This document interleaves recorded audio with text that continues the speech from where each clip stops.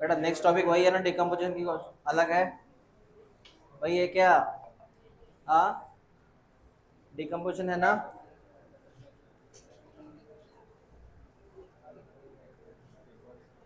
तुझे पता है कोई डेड बॉडी है वो डिकम्पोज होती है, कोई यज्ञश्री इधर ध्यान दो, कोई डेड बॉडी है डिकम्पोज हो गई है, कोई पत्ता है, पत्ता है पेड़ से नीचे गिरा जमीन पर, पत्ता नीचे गिरा जमीन पर, जमीन पर गिरने के बाद वो डिकम्पोज होता है। क्या है? ओ,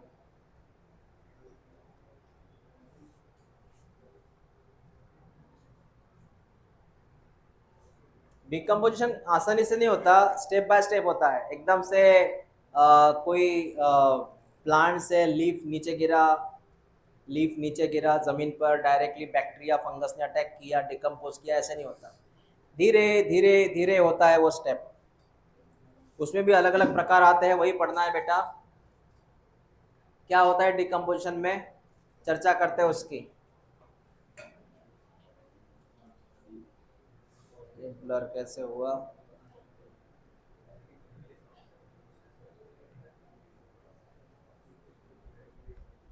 हाँ, क्या होता है decomposition? It is a breakdown of complex organic matter by the decomposer into the inorganic substance like CO2 water nutrient. कोई भी चीज समझ लेना। What is decomposition? What is decomposition? तेरे पास एक कॉम्प्लेक्स कंपाउंड है, बेटा कौन सा कंपाउंड? कॉम्प्लेक्स को तो सिंपल में कन्वर्ट कर। कॉम्प्लेक्स में कौन सा कंपाउंड है? ऑर्गेनिक। कौन सा? इसको तो कन्वर्ट कर काय में? काय में? इनऑर्गेनिक में। काय में कन्वर्ट किया तूने? इनऑर्गेनिक में। इसके लिए तेरे पास कौन काम करेगा इधर? Micro organism. कौन काम करेगा? वो क्या किया उसने? डिकम्पोजिशन। क्या किया? तो सिंपल सी बात है, कॉम्प्लेक्स कंपाउंड का क्या हुआ? By produce. और ये जो बना है ना, ये वापस मिट्टी में जाने वाला है। ये जो बन गया ना, ये वापस कहाँ जाने वाला है? मिट्टी में जाने वाला है। समझा बेटा? अब वो सिंपल इनऑर्गेनिक में कौन कौन आता है, एक बार रिपीट कर, कौन कौन आता है इसमें? मैंने पूछा सिंपल इनऑर्गेनिक में कौन कौन आता? CO2, वाटर और न्यूट्रिएंट्स। न्यूट्रिएंट का मतलब मिनरल्स वगैरह। हाँ सर, बात समझ में आ गई। That is called as decomposition, और होना जरूरी है ये। It is largely an oxygen requiring process. बराबर है। डिकम्पोजिशन एरोबिक रिएक्शन है। What is aerobic? Decomposition aerobic है, मतलब क्या है? It required oxygen. Raw material for decomposition is called as the detritus. चल इस चीज को जरा देख ले। जो भी चीज का हो रहा है डिकम्पोजिशन, तूने बोला ये कॉम्प्लेक्स कंपाउंड है सर, हाँ ये कॉम्प्लेक्स है, जिसको तू सिंपल में कन्वर्ट करना चाहता है। ये जो तूने शुरू में लिया था कंपाउंड जिसको तू ब्रेक कर रहा है, इसका डेट्रिटस नाम देना। क्या बोलना? डेट्रिटस। क्या नाम देना? जो पत्ता पेड़ से नीचे गिरा जमीन पर, अब वो डेट्रिटस है जिसको डिकम्पोजिशन होने वाला है। तो जिसका भी डिकम्पोजिशन होने वाला है उसको तो क्या नाम देगा? डेट्रिटस। क्या नाम देगा? डेट्रिटस। समझ में आया? तो पेड़ से नीचे गिरे हुए जमीन पर जो पत्ते हैं वो कौन है? डेट्रिटस। कौन है वो? जो डेड बॉडी है वो कौन है? जो डेड बॉडी है वो कौन है? डेट्रिटस। ओके। सो हम क्या है डेट्रिटस? कौन कौन आता उसमें एक बार देख ले। लीफ आता, बार्क आता, फ्लावर आता। जो अभी डेड हो चुके हैं, वो जो नीचे गिर चुके हैं, लिविंग नहीं है, सब नॉन लिविंग है, डेड हो गए। Dead remain of the animals, faecal matter, ये भी उसमें आते हैं बेटा। ये डेट्रिटस है, ये डेट्रिटस है, ये भी डेट्रिटस है।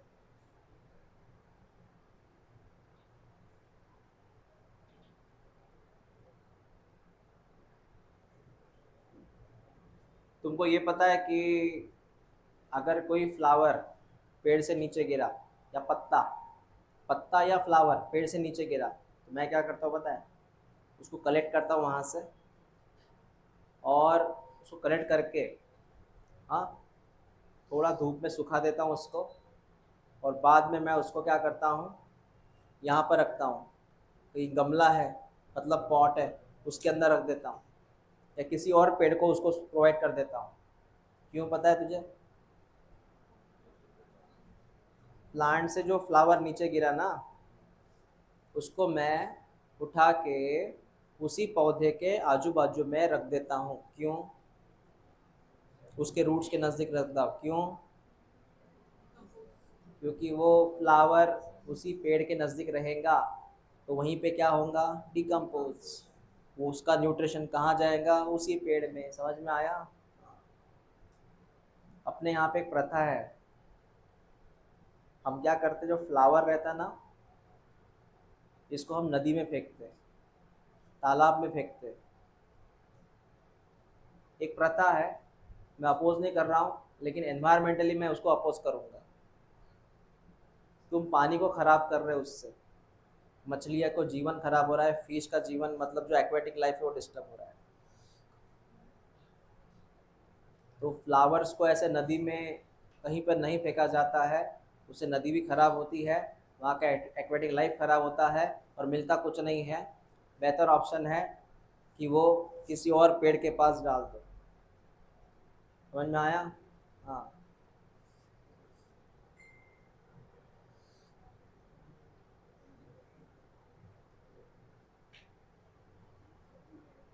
पता है धीरे धीरे क्या हो रहा है इसका? धीरे धीरे।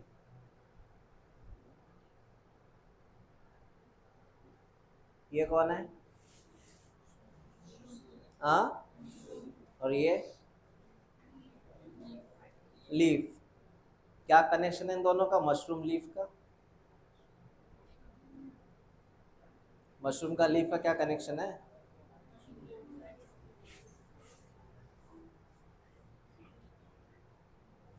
एक सिंपल सी बात है, जहां पर किसी के डेड बॉडी है, जहाँ डेड बॉडी जगह डिकम्पोज हो जाती है ना, एक तो एनिमल बोलो या प्लांट बोलो, उस जगह पे कौन ग्रो हो जाता है? मशरूम। उसी का यूज करके। फंगस है ये मशरूम। कौन है? जहां जहां हो रहा है डिकम्पोजिशन, वहां फंगस ग्रो होती है। और मशरूम कौन है?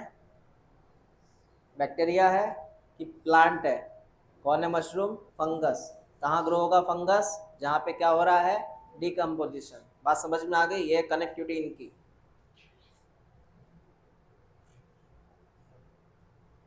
इसकी स्टेप देखो, मैंने पहले पहले बोला कि एकदम से नहीं होता, ये धीरे धीरे होगा। चल बेटा देख ले, पहली स्टेप क्या है इसकी? फ्रेगमेंटेशन। दूसरा कौन सा है? लीचिंग। तुम्हारे किताब में वर्ड होंगे, ब्लैक कलर में टिक कर देना। तीसरी स्टेप क्या है? कैटाबॉलिज्म। चौथी स्टेप क्या है? ह्यूमिफिकेशन। पांचवी स्टेप क्या है? हाँ चलो लर्न करो अभी के अभी। डिकम्पोजिशन की 5 स्टेप है, लर्न करो।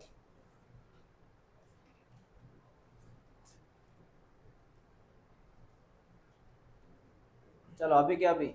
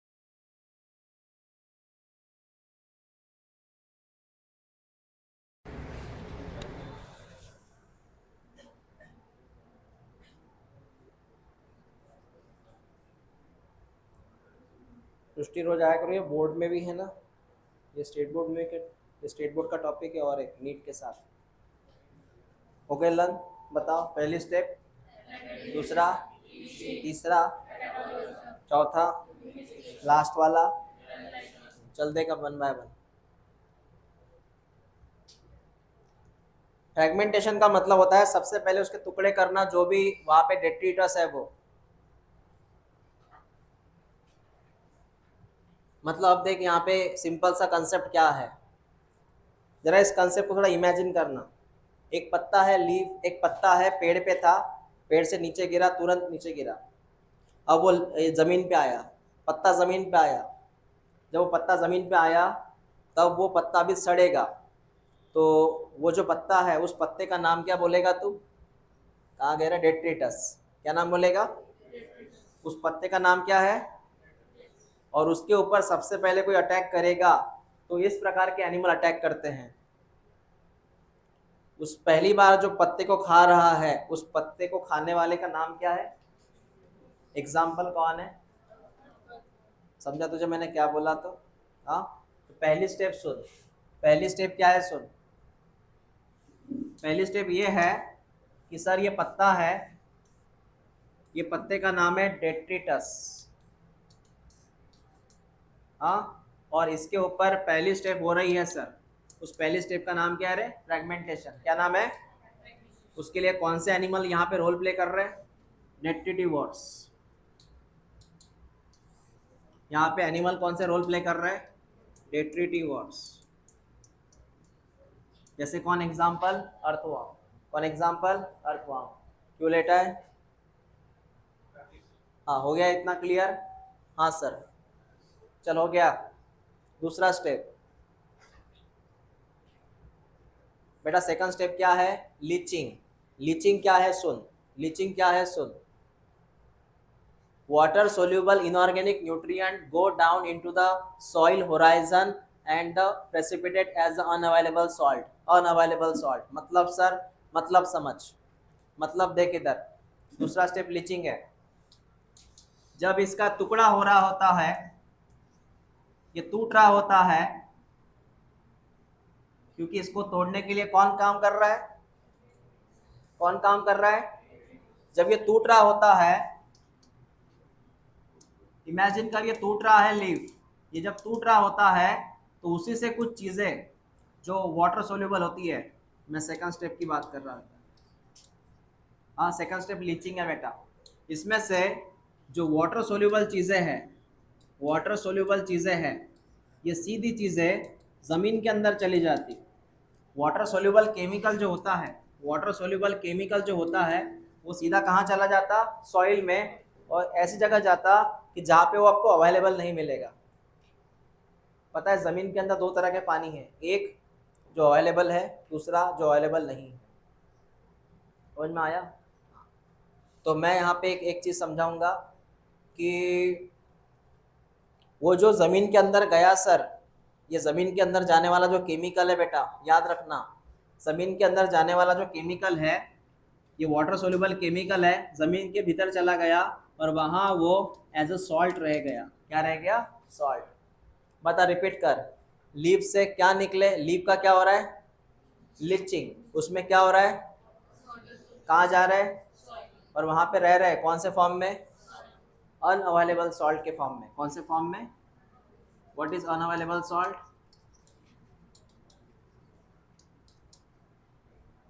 Unavailable salt. ये सेकंड स्टेप समझ में आ गई? पहली स्टेप क्या थी? पहली स्टेप क्या थी? फ्रेगमेंटेशन। किसने करवाया? उसने क्या खाया? हाँ, उससे क्या मिले? टुकड़े मिले, फ्रैगमेंट मिला, ये फ्रैगमेंट है। ये क्या है सर? ये फ्रैगमेंट है बेटा, ये फ्रैगमेंट है, ठीक है। हाँ, उसी फ्रैगमेंट से क्या निकलना शुरू हुआ? कहाँ गए? कौन से फॉर्म में गए? खत्म। यहाँ तेरी सेकंड स्टेप हो गई, that is called as leaching. जा रहा है सर, जा रहा है, जा रहा है, यहाँ तक गया, ये वो, ये सॉल्ट यहाँ पे आता, नीचे नीचे व्हाइटिश कलर का सॉल्ट नीचे आ रहा है जमीन के, है ना? सर ये होराइजन क्या है? होराइजन मतलब मिट्टी की लेयर होती है, होराइजन मतलब है जमीन की लेयर होती है वो। ओके। तीसरी बात, कैटाबोलिज्म। अब ये क्या है सुन, degradation of the detritus into the simpler inorganic substance by the bacteria and fungal enzyme। Sir ये क्या है? समझाते बेटा क्या है, समझाते हैं क्या है ये। डेट्रिटस था, टुकड़े हो गए, ये टुकड़े होने के बावजूद भी डेट्रिटस है ये। It also called as detritus क्योंकि इसके टुकड़े हो गए। ये कॉम्पैक्ट है, ये टुकड़ों के फॉर्म में है, ये पूरा का पूरा एज इट इज है, ये टुकड़ों के फॉर्म में है।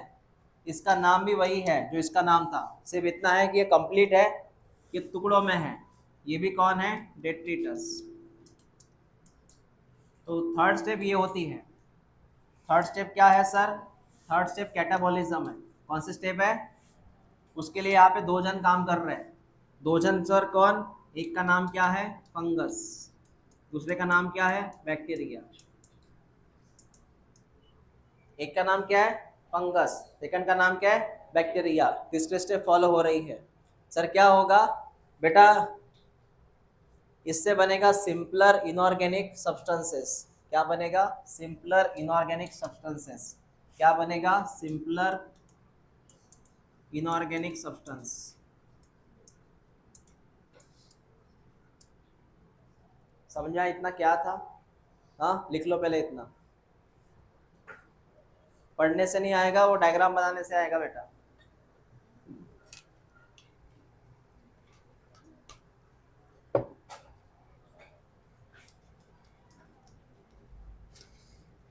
डेड लीफ, डेट्रिटस बोलते हैं इसको।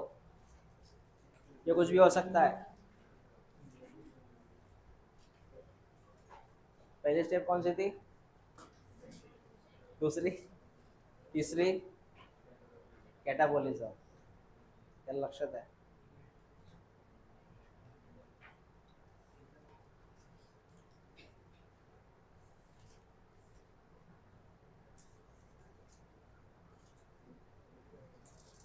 चला सोहम, ओके देऊन दे।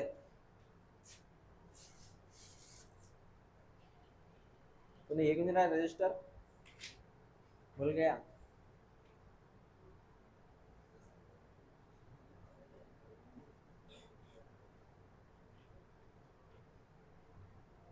हाँ का बार absent है?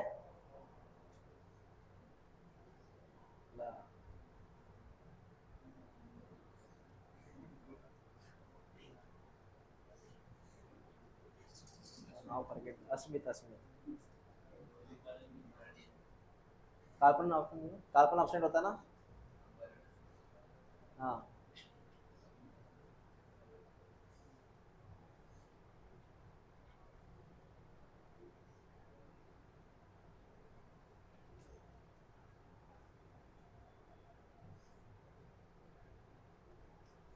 गौरी का absent है?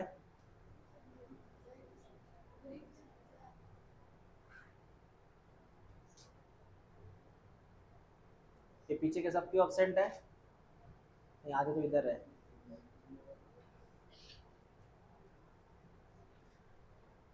पेपर शुरू होगा ना बियानी के?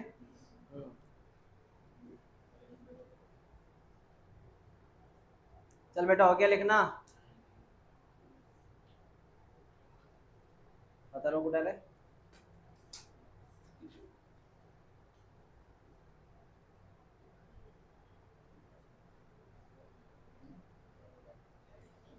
सर इनऑर्गेनिक केमिकल मिल चुका है, इनऑर्गेनिक सब्सटेंस मिल चुके हैं।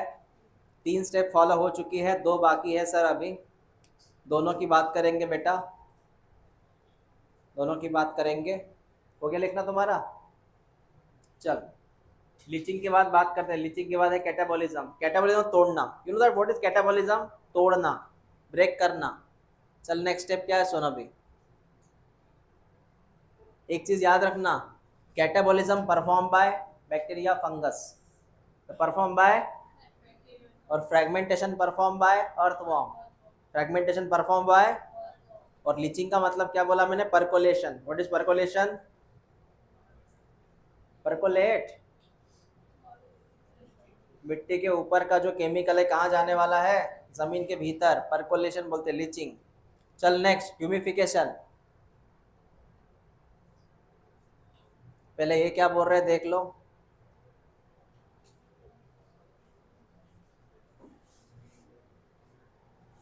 कैटाबोलिज्म में कुछ बता रहे क्या हमें?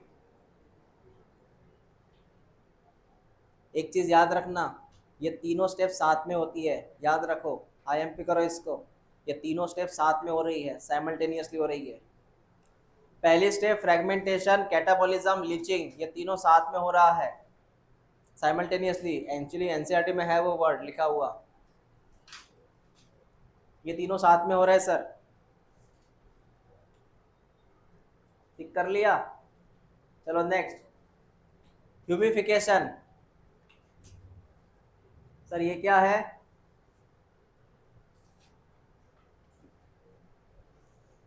तू पहले एनसीईआरटी में देख और ये पूरी लाइन टिक कर ह्यूमिफिकेशन की।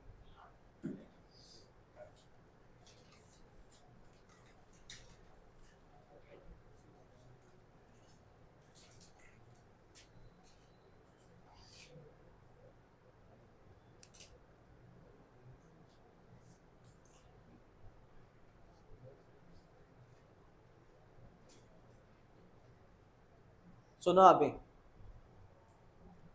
वो जो डिकम्पोज हो रहा था ना, उसमें 3 स्टेप हो गई। कितने स्टेप हो गई? 3 स्टेप हो गई। उसके बाद एक स्टेप आती है ह्यूमिफिकेशन। उसमें होता क्या है, जहाँ पे उसकी डेड बॉडी है, जहाँ पे उसकी डेड बॉडी टूट रही है, उससे क्या होता है, वो डेड बॉडी धीरे धीरे टूट रही है ना बेटा, डेड बॉडी टूट रही है, तो उसी डेड बॉडी से है ना, वहाँ पे मिट्टी के सरफेस के ऊपर, मिट्टी के सरफेस के ऊपर बनता है ह्यूमस। उसी डेड बॉडी से मिट्टी के सरफेस के ऊपर बनता है ह्यूमस। ये ह्यूमस क्या है सर? Dark amorphous substance. कौन है ये? मिट्टी की फर्स्ट लेयर में बनता है ये। मिट्टी की फर्स्ट लेयर में जहाँ पे डेड बॉडी पड़ी थी ना, वहीं पे एक ह्यूमस नाम का केमिकल बनेगा। वो ह्यूमस है क्या सर? Dark amorphous substance. तुझे पता है केमिस्ट्री का वर्ड है एमोर्फस, एक का नेचर क्रिस्टलाइन, दूसरे का नेचर एमोर्फस। ओके, तो ह्यूमस जो है, खासियत सुन इसकी क्या है, रेजिस्टेंस टू माइक्रोबियल एक्शन, मतलब ह्यूमस को बैक्टीरिया जल्दी ब्रेक नहीं कर सकता। ये ऐसा केमिकल है, ये ऐसा पाउडर है, ह्यूमस को बैक्टीरिया जल्दी डिग्रेड नहीं कर सकता। मतलब करेगा लेकिन धीरे धीरे डिग्रेड करेगा, धीरे धीरे, एकदम से नहीं होता। Human resistance to microbial action, so decomposes very slowly. इसका जो डिकम्पोजिशन कैसा है? स्लोली है। Being polar in nature, it serve as reservoir of nutrient. इस ह्यूमस के अंदर, इस ह्यूमस के अंदर तुझे मैक्स टू मैक्स क्या मिलेंगे? किसका रिजर्वर है ये? न्यूट्रिएंट्स का। किसका रिजर्व है ये? तो एक काम करना, मिट्टी की फर्स्ट लेयर देखना, न्यूट्रिशन से भरी है। मिट्टी का फर्स्ट लेयर देखना, उसमें न्यूट्रिएंट मिलेंगे तुझे, वही ह्यूमस होता है। खेती करते समय जो फर्स्ट लेयर है मिट्टी का, उसमें न्यूट्रिशन होता है, that is called as humus, और वो बना है डिकम्पोजिशन से।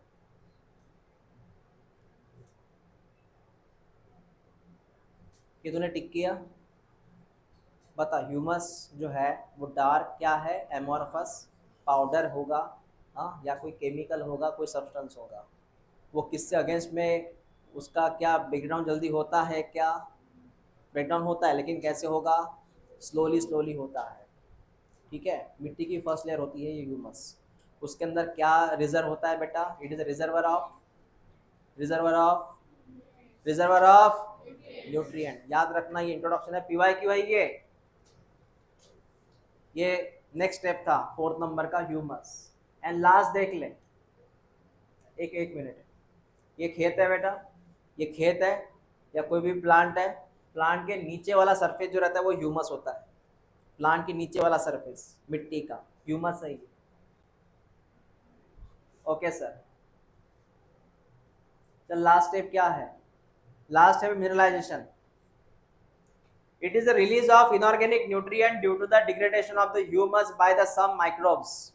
सबसे लास्ट में क्या होता है? वो जो ह्यूमस नाम की चीज थी, ह्यूमस, वो ब्रेक होने में रहती है अभी। ह्यूमस का, मैंने क्या बोला, ह्यूमस का धीरे धीरे क्या होता है? ब्रेकडाउन होता है ह्यूमस, लेकिन कैसे होता है? धीरे धीरे। जब ह्यूमस ब्रेक होगा, जब ह्यूमस ब्रेक होगा धीरे धीरे, तो फाइनली उसी ह्यूमस से क्या बनेगा? ह्यूमस से फाइनली क्या बनेगा? हाँ, ये इनऑर्गेनिक न्यूट्रिएंट बेटा कहाँ से आया? Due to degradation of humus by some microbes. मतलब सबसे लास्ट में ह्यूमस से जो इनऑर्गेनिक बनेगा वो है mineralization, that is called as minerals. इसको आप मिनरल्स बोलते हो। क्या बोलते हो? मिनरल्स। आपको समझ में आया मैंने क्या बात किया? मिनरलाइजेशन स्टेप जो आई है बेटा कहाँ से आई है? मिनरल्स। वो मिनरल्स कहाँ से मिले तुझे? ह्यूमस के ब्रेक होने से। काय के ब्रेक होने से? तो बता, ह्यूमस को तूने ब्रेक किया धीरे धीरे, तो ह्यूमस को ब्रेक करने के बाद जो चीज़ मिली उसको तू क्या बोलेगा? मिनरल्स। यो मिनरल्स रिलीज वाले स्टेप का नाम क्या है? उस स्टेप का नाम क्या है? मसीरा क्या बोला मैंने, समझ में आया क्या? ह्यूमस से क्या मिला? मिनरल्स। उस स्टेप का नाम क्या है? इसके लिए काफ़ी अच्छे माइक्रोब्स लगते हैं। ओके।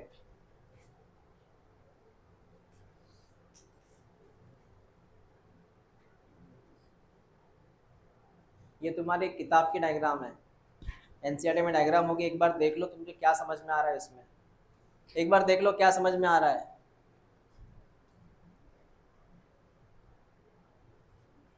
ये मशरूम है बेटा, मतलब ये फंगस की बॉडी है, कहीं डिकम्पोज हुआ तो वहाँ ग्रो होंगी ये।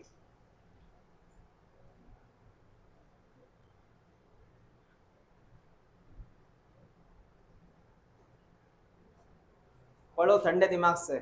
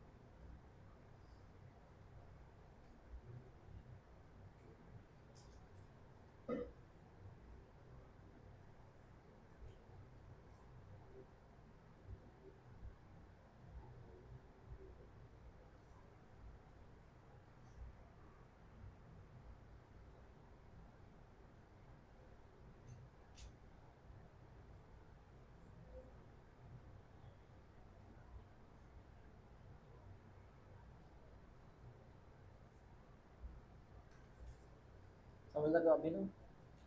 क्या समझ लो?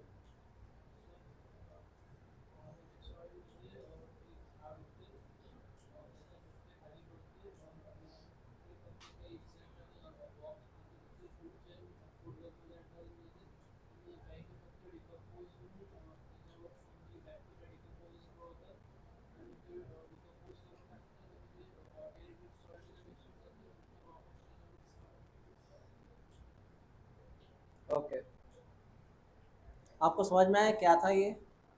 हाँ, ये डायग्राम क्लियर है क्या? बताओ। तुम हाँ में हाँ मत मिलाओ, समझे क्या?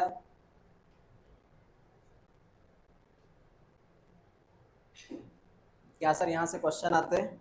नहीं, यहाँ से क्वेश्चन नहीं आएंगे, ये डायग्राम से क्वेश्चन नहीं आएंगे। बस वो जो स्टेप पढ़ी हमने उसी को फॉलो किया डायग्राम में। अब एक बार देख ले तो, हाँ, कि क्या क्या हुआ था अब तक। बेटा पहले कौन था? मतलब कौन? पहली स्टेप क्या थी? ये आईएमपी है, ये जो पढ़ा रहा हूँ ना ये डायग्राम से आईएमपी है। पहली स्टेप क्या थी?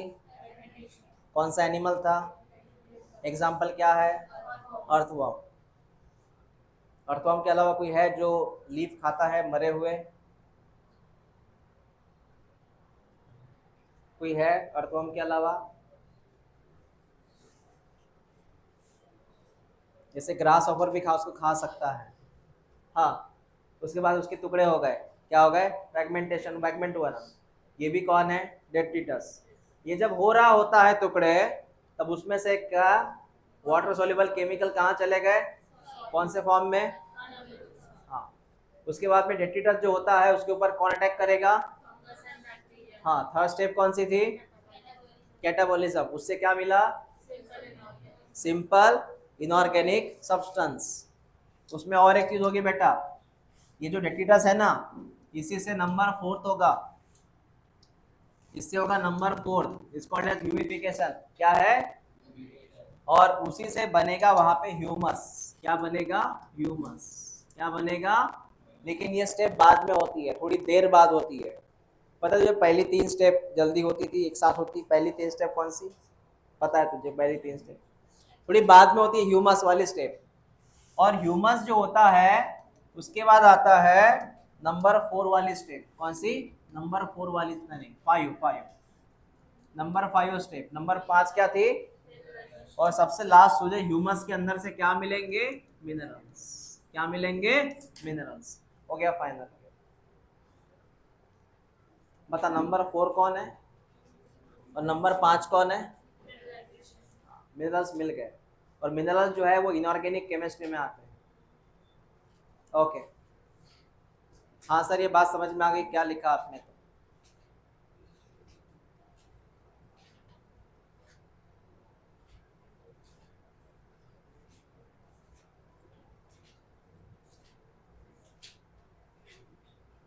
Okay.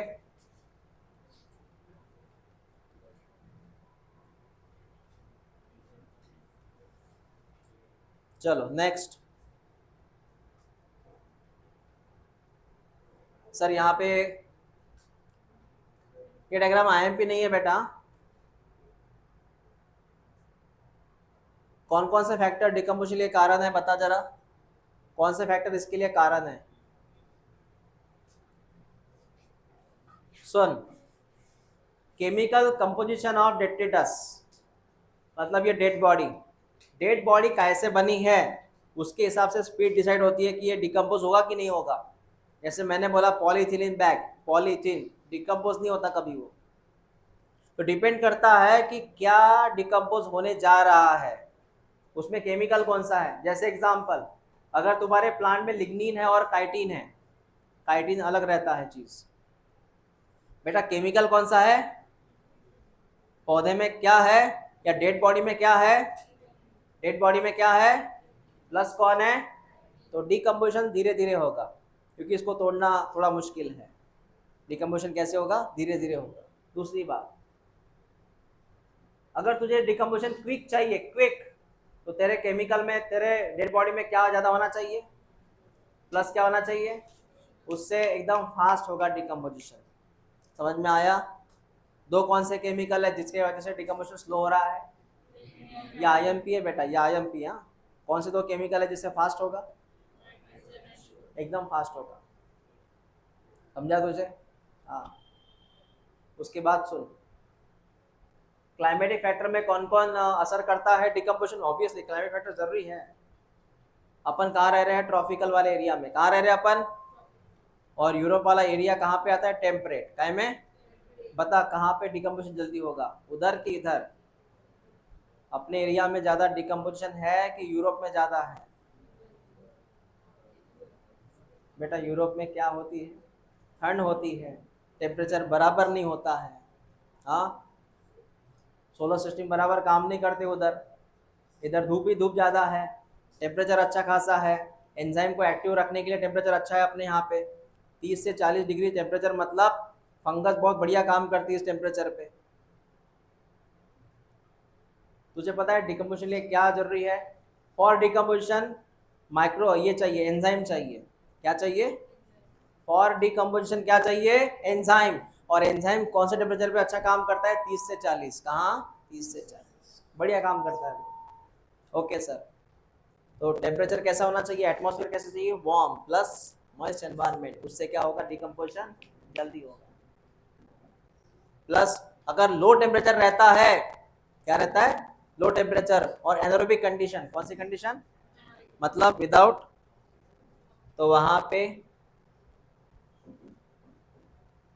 What is inhibit? Simple सी बात है, अगर टेम्परेचर कम है और एनोरोबिक टेम्परेचर है मतलब ऑक्सीजन नहीं है, ऐसे केस में वहाँ पे डिकम्पोजिशन क्या हो जाएगा? स्लो हो जाएगा या स्टॉप हो जाएगा? स्टॉप। तुझे पता है for decomposition oxygen is required, वो चाहिए बेटा। अपने यहाँ पे कोई कोई एनिमल मरने दे आगे, या कोई चींटी मरने दे, जल्दी डिकम्पोज हो जाएगी वो। डेड बॉडी की स्मेल जल्दी यहाँ पे आती है, बहुत जल्दी आती है। कहीं कोई डॉग मर गया रास्ते के बाजू में, जल्दी स्मेल आ जाती है। स्मेल का मतलब वही है कि उसकी बॉडी डिकम्पोज हो रही है, और डिकम्पोज की वजह से उसके अंदर जो फ्यूम्स बाहर निकल रहे हैं, that is dead body smell. ऐसे होता है। बैक्टीरिया कारण होता है किसी भी स्मेलिंग के लिए, बैक्टीरिया स्मेलिंग के लिए कारण होता है। हमारे बॉडी से अगर कोई स्मेल हो रहा है तो मतलब है बैक्टीरियल इन्फेक्शन, या बैक्टीरिया की वजह से होता है। ऐसे कोई सब्जी खराब होती है, सब्जी खराब होती है, बैड स्मेल आती है कि परफ्यूम जैसे स्मेल आती है? परफ्यूम जैसे स्मेल आती है बैड सब्जी खराब होने के बाद।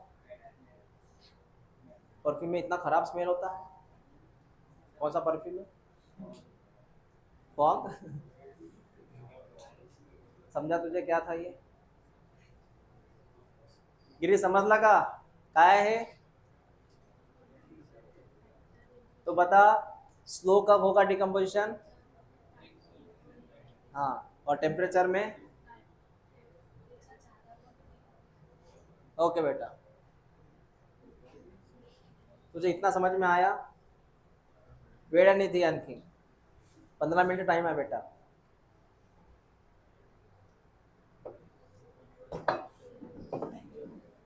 नेक्स्ट कंसेप्ट क्या है? Energy flow.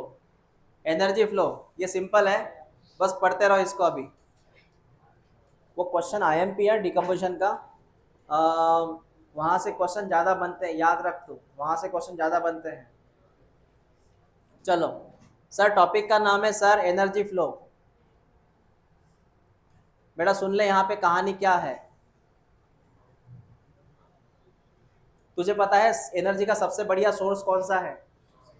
सनलाइट है, सनलाइट है। सिंपल सी बात है, सन वाली एनर्जी कहाँ गई? प्लांट में। प्लांट की एनर्जी कहाँ चली गई? हाँ हाँ, हर्बीवर्स में चली गई। हाँ, हर्बीवर्स में चली गई। हर्बीवर्स की एनर्जी कहाँ चली गई? मांस खाने वाले क्या बोलते हैं अपन? कार्निवर्स। कार्निवर्स में चली गई। और कार्निवर्स की एनर्जी कहाँ चली गई? डिकम्पोजर्स में चली गई। बराबर है, सबसे लास्ट वही आते हैं ना। Okay, sun is the only source of energy for all ecosystem except deep sea hydrothermal ecosystem. समंदर के अंदर सन वाली एनर्जी नहीं चलती, क्योंकि वहाँ पहुँचता ही नहीं है sunlight. Of an incident solar radiation less than 50% is photosynthetically active radiation. अब ये चला, इस बात को टिक कर, जहाँ पे तुझे दिखाई देगा ना PAR, वो टिक कर, PAR टिक कर, PAR।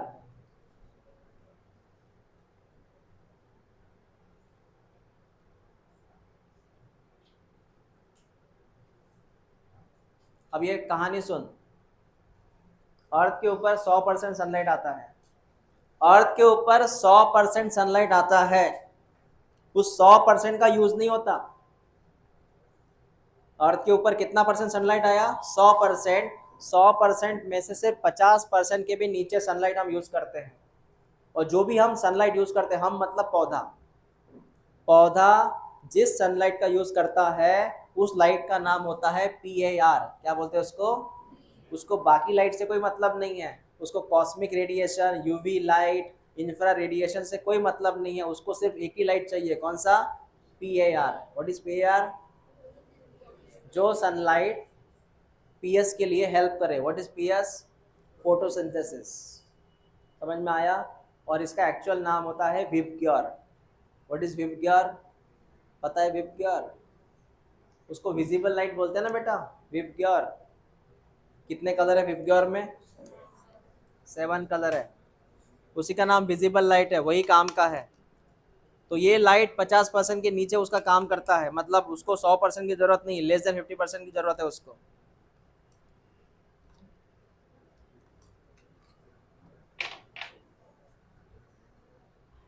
तो सर कंसेप्ट ऐसा है कि पौधे में कौन सा लाइट आता है, पीएआर आता है। अर्थ के ऊपर पूरा 100% लाइट आता है, 100% में सिर्फ उसको पीएआर की जरूरत पड़ेगी, वो भी 50% के नीचे। ओके, उसके बाद क्या बोला वो देख लो। Third point, plant and photosynthetic and chemosynthetic bacteria. Plants, photosynthetic chemosynthetic bacteria fix solar radiate energy to make the food. तूने कभी नाम सुना है? ये तुझे प्लांट तो पता ही है। कुछ बैक्टीरिया पता है तुझे जो खाना बनाते? अरे ऑटोट्रोफिक बैक्टीरिया रहते ना, कुछ कुछ बैक्टीरिया होते हैं ना, ब्लूटिन एल्गी, साइनोबैक्टीरिया, खाना बनाते खुद का। कौन सी एनर्जी यूज करते हैं? सनलाइट। ये टिक कर, ये टिक कर।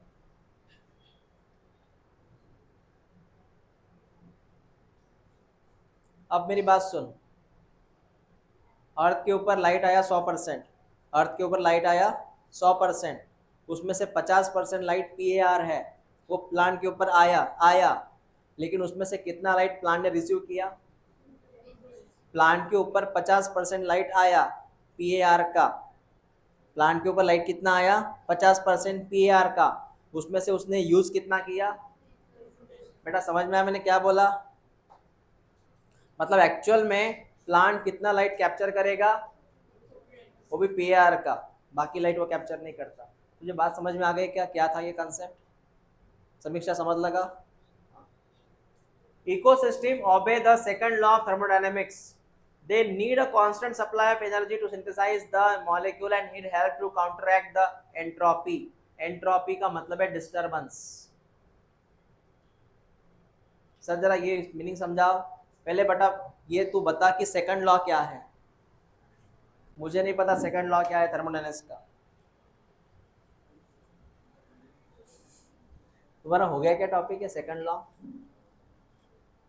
थर्मोडायनेमिक्स केमिस्ट्री में कि फिजिक्स में है कि दोनों में है? तो बताना चाहिए तूने तो, बायो में भी आया वो तो, अभी तीनों में है। तो क्या है थर्मोडायनेमिक्स का सेकंड लॉ? मुझे पूछ रहा है? मैं पूछ रहा हूँ। एंट्रोपी। चल ये बता अभी एंट्रोपी क्या है? एंट्रोपी क्या है? हाँ, सिंपल भाषा में बोलो, फिजिक्स की केमिस्ट्री की भाषा में मत बोलो। डेफिनेशन नहीं होना मुझे। एंट्रोपी क्या है? सांग लक्ष्मी।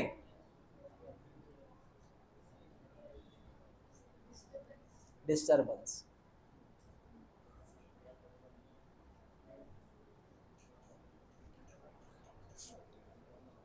मैं दोनों टीचर से बात करूंगा, अनिकेत सर से बात करूंगा और शिव सर से बात करूंगा।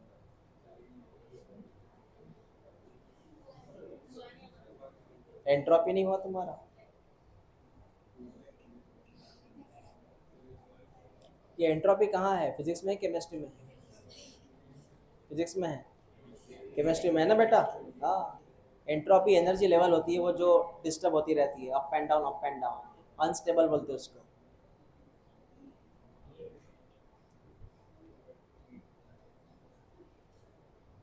ये लॉ तुम्हारा हुआ नहीं है? क्या है नीति बताओ, व्हाट इज सेकंड लॉ? नहीं पता?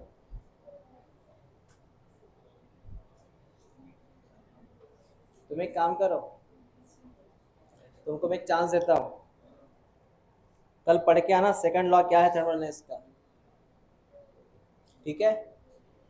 क्योंकि ये लॉ अपने ऊपर फॉलो होता है।